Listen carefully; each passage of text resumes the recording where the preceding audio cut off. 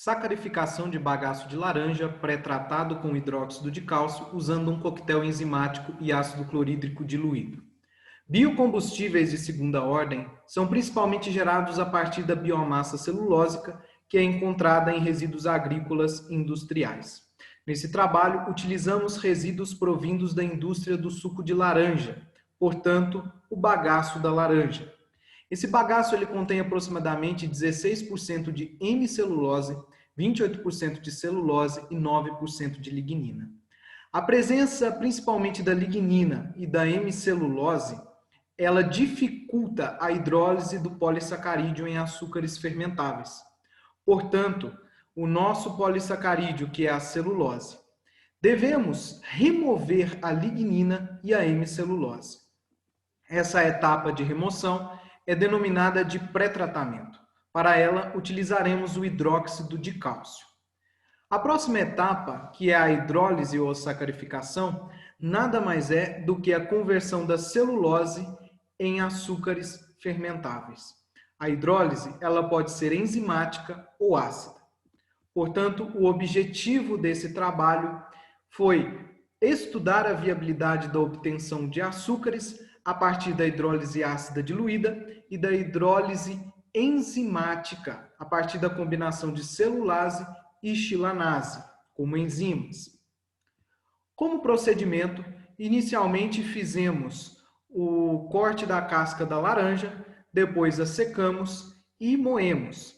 Fizemos também a caracterização dessa biomassa, o seu pré-tratamento e a análise das atividades enzimáticas da celulase e xilanase. Utilizamos o planejamento composto central para avaliar a resposta da hidrólise ácida diluída e da hidrólise enzimática. Portanto, utilizamos um planejamento fatorial 2 a terceiro, ou seja, 2 níveis, 3 variáveis, somando 3 réplicas no ponto central e mais 6 pontos axiais. Para o valor de alfa, utilizamos 1,68. Temos aqui o planejamento da hidrólise ácida diluída, onde temos nossas 3 variáveis. Temos os nossos 8 experimentos, mais 6 pontos axiais, mais 3 pontos centrais. Bom, temos aqui as nossas 3 equações de codificação. A partir da tabela 1 e dessas equações, obtemos a tabela 2. Codificando esses valores, obtemos os fatores codificados para a hidrólise ácida. Semelhante é o que fazemos para a hidrólise ácida. A partir da tabela 3, codificamos os dados a partir dessas equações e obtemos a tabela 4, que são os fatores codificados para a hidrólise enzimática. A hidrólise ácida, ela utilizou o ácido clorídrico. Já a hidrólise enzimática, ela foi fixada a uma temperatura e pH definido pela análise da atividade enzimática. Para quantificar a nossa resposta, que foi a quantidade de açúcares redutores totais, utilizamos um espectrofotômetro. Portanto, temos aqui como resultado esses valores para a caracterização de biomassa e para a atividade enzimática fixamos 4,8 para pH e 45 graus Celsius para temperatura na hidrólise enzimática. O planejamento composto central para a hidrólise ácida diluída. Nós temos aqui as nossas 3 variáveis e expandimos os nossos termos de segunda ordem. Na última coluna, nós temos as nossas respostas. Para valor mínimo, nós temos aproximadamente 9. E para valor máximo, nós temos aproximadamente 30.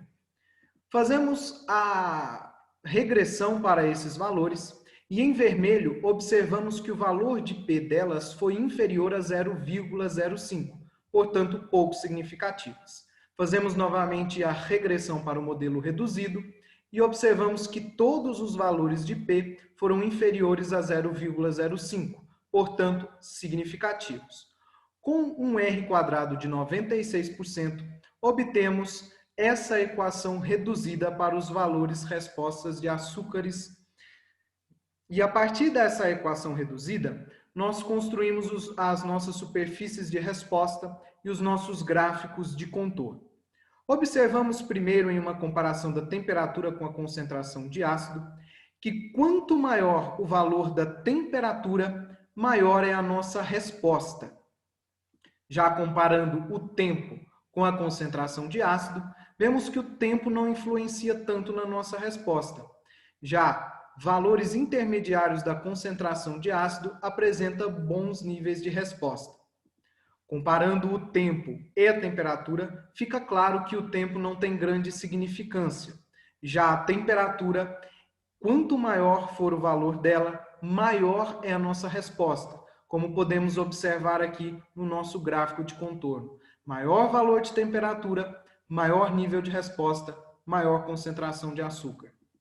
Já para a hidrólise enzimática, fazemos o mesmo procedimento de expansão dos termos de segunda ordem e na última coluna obtemos as nossas respostas, onde o valor mínimo é aproximadamente 75 e o valor máximo aproximadamente 100. Já podemos concluir que a hidrólise enzimática ela é muito mais efetiva que a hidrólise ácida diluída. Fazendo a regressão para a hidrólise enzimática, obtemos que todos os valores de P foram inferiores a 0,05, portanto, significativos.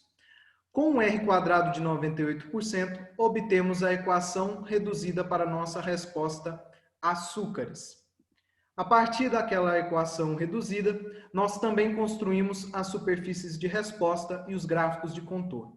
Podemos observar aqui em uma comparação tempo-celulase que quanto maior o valor do tempo e maior o valor da celulase, maior a nossa resposta.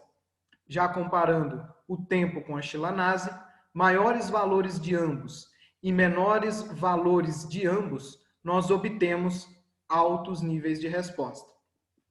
Já comparando a chilanase com a celulase, nós podemos conferir que a chilanase ela é pouco significativa, já a celulase é altamente significativa.